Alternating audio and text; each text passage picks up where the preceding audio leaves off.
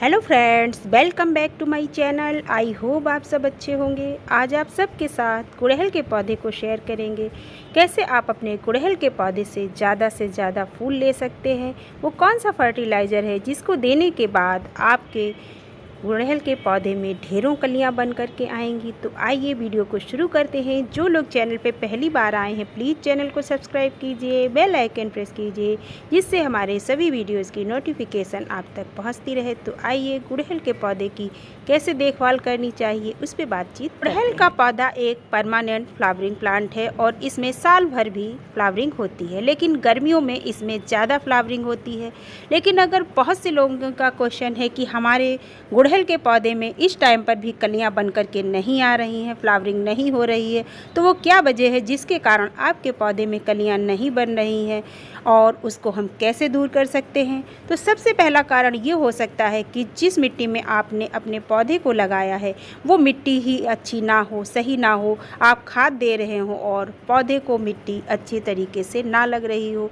क्योंकि कहते हैं जब आपके पौधे में जड़ों का अच्छे से ग्रोथ नहीं होता है तो भी आपके पौधा जो है वो अच्छे से कलियां वगैरह नहीं बनाता है।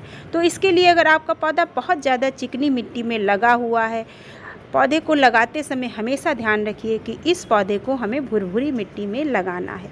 लेकिन अगर आपका पौधा चिकनी मिट्टी में लगा हुआ है तब भी कोई बात नहीं, जो आज हम इसमें खाद बताएंगे उसको डालने के बाद आपके पौधे में बम्पर फ्लावरिंग होगी। तो वो कौन सा फर्टिलाइज़र है आज हम आपको आगे बताएंगे। लेकिन इसका दूसरा कारण ये भी हो सकता है कि अगर आपका पौधा किसी ऐसी जगह पे रखा हुआ है जहाँ पर उसको प्रॉपर धूप नहीं मिल पा रही है, 4-5 घंटे की धूप भी ज़रूरी है इस पौधे के लिए। अगर इसे धूप अच्छी नहीं मिलती है तो आपके पौधे की ग्रोथ तो बहुत अच्छी हो जाएगी, पौधा हरा भरा होगा, लेकिन इसमें कलियाँ कम मात्रा में बन के आएंगी और अच्छे से फ्लावरिंग नहीं होगी। तो ज़्यादा फूलों के लिए आपको पौधे को धूप वाले स्थान पे रखना है जहाँ 4-5 घंटे की कम से कम अच्छी धूप आपके पौधे को मिलती है। एक कारण ये भी हो सकता है कि आप अपने पौधे को बहुत ज़्यादा पानी दे रहे हो, जिसकी वजह से आपके पौधे की जो जड़ें हैं वो अच्छे से काम ना कर पा रही हो। तो जब तक आपके पौधे में कलियां बन करके नहीं आती हैं तब तक आप अपने पौधे को बहुत ज़्यादा पानी ना दीजिए, जिससे आपके पौधे में कलियां बनेंगी। जब पानी की कमी होगी तब उसकी जड़ें अच्छे से काम करेंगी और पौधा कलियां बनाएगा। लेकिन उसके बाद जब आपके पौधे में कलियां बन जाती हैं और फूल खिलना शुरू होता है तब आप अपने पौधे को पानी अच्छे से दीजिए। मिट्टी नहीं सूखनी चाहिए वरना तब कलियां झड़ने लगती हैं। तो पानी का बैलेंस भी बहुत ज़रूरी है। पानी में जब पौधे में कलियां नहीं हैं तब कम पानी, और जब कलियां बन जाती हैं तब आप अपने पौधे को भरपूर पानी दीजिए। अब बात कर लेते हैं अपने पौधे को हम कौन सी खाद दें जिससे हमारे पौधे में ज़्यादा कलियां बन कर के आएँ। ये तो हमने आपसे बात की कि जब आपने अपने पौधे को अच्छी खाद दी है और उसके बाद भी कलियां नहीं बनती हैं, तो कौन सी खाद है जिसको देने से आपकी मिट्टी जो है चिकनी मिट्टी में भी आपकी जड़ें अच्छे से फैलेंगी और अच्छे से काम करेंगी। तो पहले उस खाद के बारे में बात करते हैं और उसके बाद बात करते हैं कि वो कौन सी खाद है जिसको डालने से आपके पौधे में ढेरों कलियां बन के आएंगी। आपका पौधा अगर चिकनी मिट्टी में लगा हुआ है और उसकी जड़ें अच्छे से काम नहीं करती हैं, जिसकी वजह से आपके पौधे में कलियां नहीं बनती हैं, तो ये आधा नींबू ऐसा कमाल करेगा कि आपके पौधे में भर भर के कलियां आएंगी। इस आधे नींबू का रस निकाल दीजिए और जो छिलका बचता है उसको भिगो दीजिए। ज़्यादा प्लांट में डालना है तो उस हिसाब से आप नींबू के छिलकों को भिगो सकते हैं। एक पौधे के लिए एक नींबू काफ़ी है और उसको भिगोने के बाद 1-2 घंटे भीगने दीजिए। उसके बाद छिलका हटा करके पानी आप पौधे में डाल दीजिए। आपके पौधे की जो मिट्टी है एस्ट्रिक हो जाएगी, भुरभुरी हो जाएगी और उसकी जड़ें अच्छे से फैलेंगी और आपके पौधे में कलियां बन करके आएंगी।